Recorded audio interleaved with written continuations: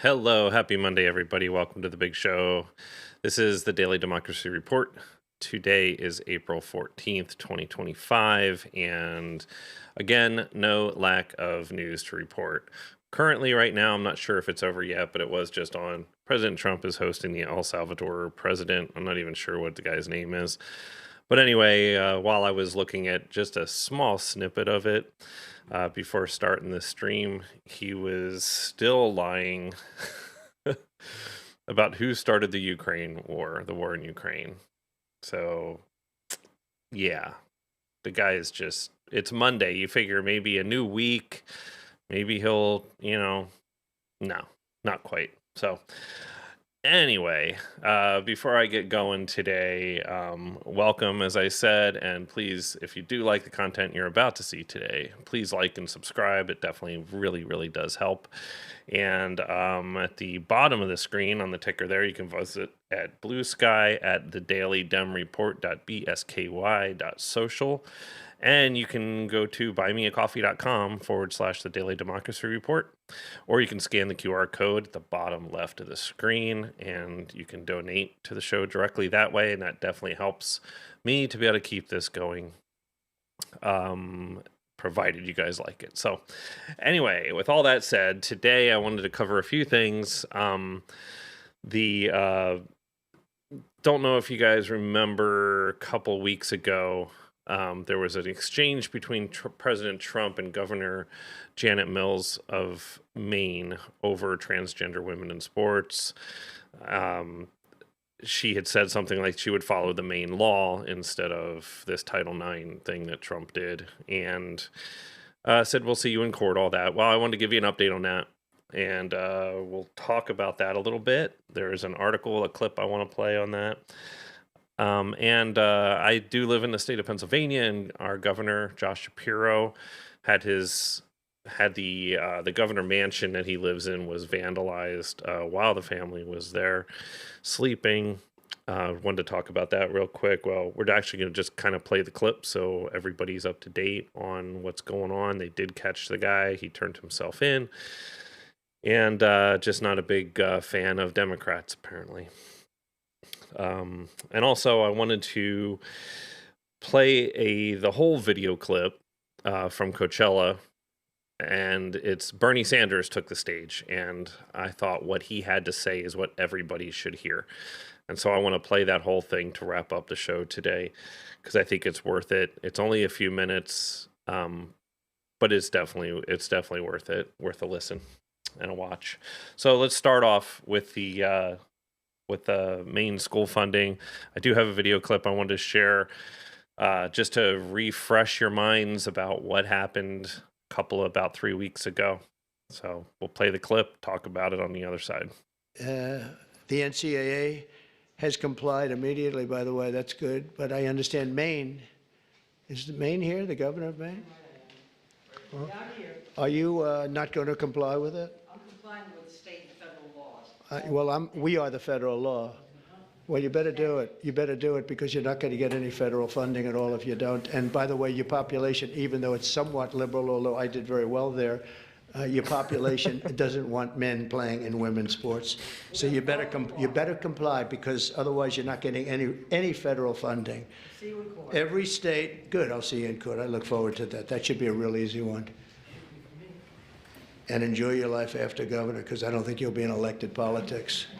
Every state has a responsibility to comply with Title IX. They have an obligation, a legal obligation, and we'll be enforcing aggressively, and we're going to be protecting our citizens. We're going to protect.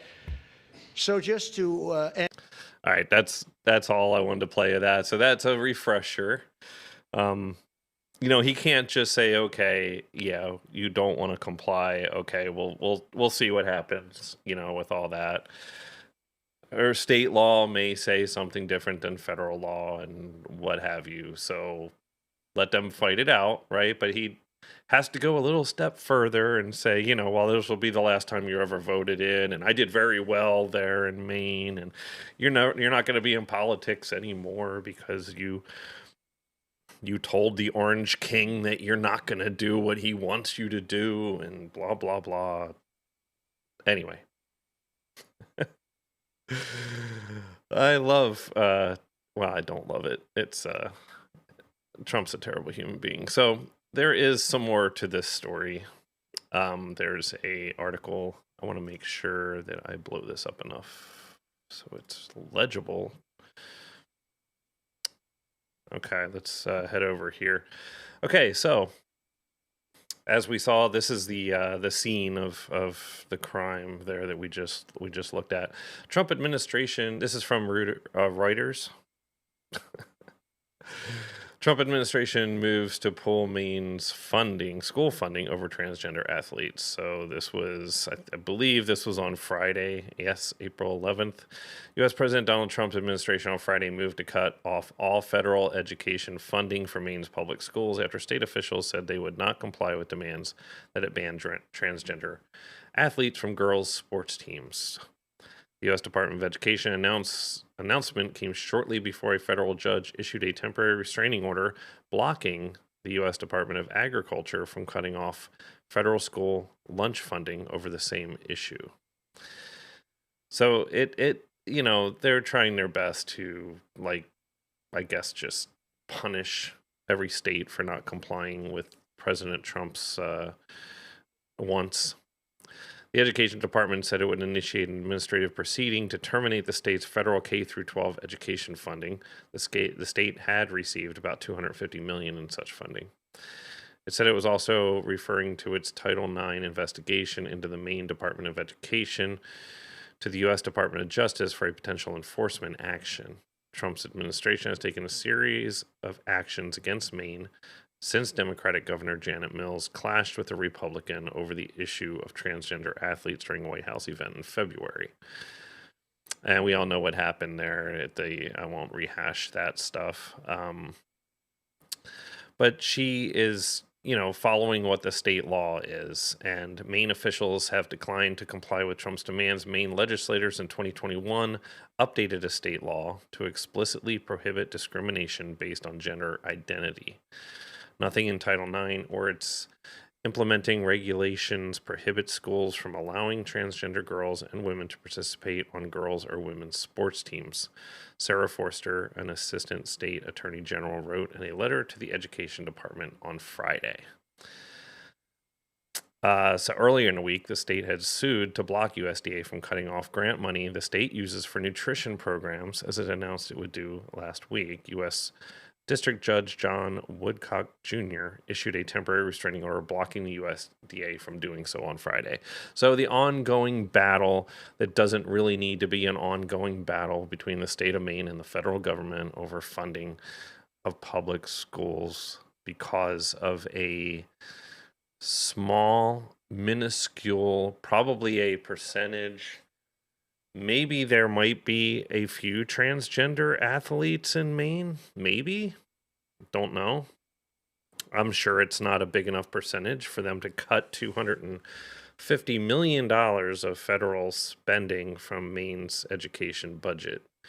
So, yeah, that really doesn't make any sense to me. It's an issue that they're creating. It's a non-issue. It's an issue that it's a self-created issue. Let's put it that way. I don't understand at all why this is a big issue in the United States of America. It's not like we have millions and millions of just transgender athletes wanting to play women's sports. Show me a stat that says that and I'll believe it, but it's not. It's a manufactured issue. We'll just leave it at that. All right, next up, Governor Shapiro. So I really feel for Josh Shapiro's his family. I thought no matter what side you sit on, whether you're Republican, Democrat, liberal, conservative, independent, I don't care, and Josh Shapiro doesn't care either. There's no room for this kind of crap in the government, and the only people that are calling for this kind of violence, as far as I can tell, is Donald Trump and his cronies. So take that for what you will. I know if this were a an attack on President Trump or a Republican governor, and it was a Democrat who did this, there would not be an end to this story. This would be a it would be crazy that every Democrat would be a terrorist or something at this point. I want to play this entire clip, which does just kind of address. This is from ABC News. Let me, and this is kind of discussing the arrest, the suspect that was arrested. And if you haven't heard any of the news on this, here's your opportunity right now. So here we go. The arrest overnight. The suspect charged with setting fire to the home of Pennsylvania Governor Josh Shapiro, who was there with his family at the time. Our chief investigative correspondent, Aaron Katersky, is in Harrisburg, Pennsylvania, with the latest. Good morning to you, Aaron. And good morning to you, Robin. You can see the yellow tape, the boarded up windows. That's the spot where police say the arsonist broke glass and hurled a Molotov cocktail while the governor and his family were asleep inside. This morning, an arrest after police say an arsonist tried to kill Pennsylvania Governor Josh Shapiro by setting fire to his official residence. The fire blackened damage evident, part of the mansion left uninhabitable. This type of violence is not okay. This kind of violence is becoming far too common in our society. And I don't give a damn if it's coming from one particular side or the other. The governor and his family were gathered Saturday evening with 24 others celebrating the first night of Passover. Shapiro sharing this photo of his Seder plate. At 2 a.m., that very room was engulfed in fire. The governor's residence burning a large fire in the dining room on the first floor. They can see fire out the windows. The governor and his family were asleep inside, police rushing in to rouse them. State troopers assigned to our detail woke us up and told us we had an emergency and needed to leave immediately. Authorities now charging 38-year-old Cody Balmer of Harrisburg with aggravated arson, attempted murder, and terrorism. He clearly had a plan. He was very methodical in his approach, without a lot of hurry. This is the part of the fence the suspect breached to make his way inside the governor's residence, where he set the fire with an incendiary device. Investigators cut away this part of the fence so they... Yes, I don't want to talk or let this go too much longer. I mean, it's only got another, 45 seconds left on it. But basically,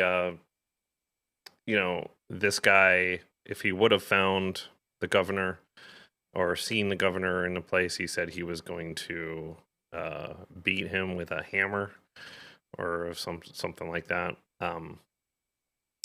So yeah, he was definitely there to do harm. I think all the charges against him were pretty darn legit, and that should be the end of that. But I just wanted to highlight that that this kind of violence is really disturbing, and it needs to stop. Whatever side you're on, this is a terrible thing, and we got to stop fueling, just that kind of hate against other human beings. Like, I dislike Trump. I don't want any harm to him or anybody. You can dislike things, and the way you get it done is through litigation and through elections and things like that. This is not the way to make any change, regardless of what party you're affiliated with. Wanted to make sure I had that, just kind of discussed it, as because I think it's important to talk about. And about talking about unifying people and having being a great speaker and a message of, I think a sane message, I guess, in this day and age. And I'm so disappointed that Bernie Sanders did not get elected president. I mean, he's 80, I think he's 83 or 84 years old now. He's too old to be president. He knows he's too old to be president, but he still has one hell of a voice. And I wanted to highlight that. This is from Coachella. He was going to introduce artist Clairo. I'm not sure. I did listen to some of her stuff just before this, so I could kind of get an idea. I'd never heard of her before. She kind of probably more of a different audience than myself and younger audience probably. But not bad music. And so anyway, he was going to introduce her and got an opportunity to speak for a little bit. So let's I'm going to play this in its entirety because I think it's worth watching, worth listening to. Please give it up for Senator. If you've never seen Maxwell Frost in Congress before, maybe I'll have to dig up some clips or something, but he's really good. I think he's the future of the Democratic Party. He's very knowledgeable. Just from what I could tell, a really good man. So anyway, pay attention to, like, I was watching this and he has a piece of paper, which I think he has some notes written on or something that, keep himself on. I don't think he looks at them the whole time. I think everything that's coming out of this is him. And I just think it's brilliant. I'm glad that Bernie brought that up because that's something that I think is painfully missing from the narrative since the election. Something that Kamala Harris really, really ran on in her campaign. I think it was a valid message. It was a good message. I don't think she did enough messaging of other things that people were concerned with. But I'm glad that Bernie is still bringing this up. I think it's something that needs more attention, and don't want that to be forgotten. And so I appreciate that what he said. So I wanted to go back a minute there to what he said about the 1% and the economy is working well for the 1%. And I wanted to highlight something too, a little off topic, but still I think it addresses his point, is the tariffs and what the tariffs are doing, or what the intention here is to bring manufacturing back. But a lot of the manufacturing is going to be automated.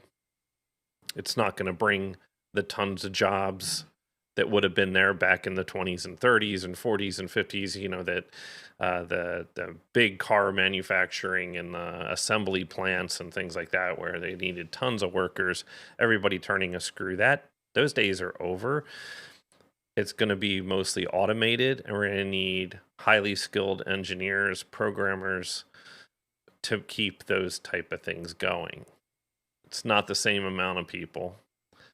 And I think the people, if that manufacturing does end up coming back, like plants open up that are automated, who's going to make the most money off of that? It's not going to be a ton of people in that area that are going to be employed in that way. It's going to be the 1% that builds the plant, that owns the plant. I don't know. Just my thoughts. Let's go back to Bernie. And he is right about healthcare, by the way. It's a human right, I believe. It's a right of every American to have not even affordable healthcare, but we should just give healthcare to people that need it. Oh, and by the way, apparently when you say that, you're probably an anti-Semite, and I'm not sure you can really classify Bernie as one. But that seems to be the new rule, that if you say anything bad about Israel, then you're probably going to get booted out of the. So that's about all I wanted to show there. This is just kind of a lot of Bernie. I can kind of I think he, is very well spoken. Like I said, he didn't really need the notes. Everything he said, I think, is 100% true. I'm not sure how you could really argue with Bernie on that. I think that's Claro he's talking to there. But anyway, that's really what I wanted to show today.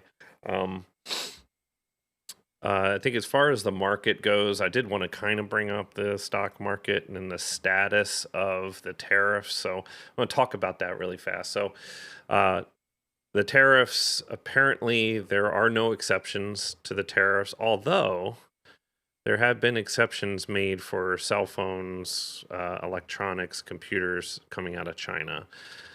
But apparently that was clarified as not really being an exception because it's still those 20% tariffs because of fentanyl.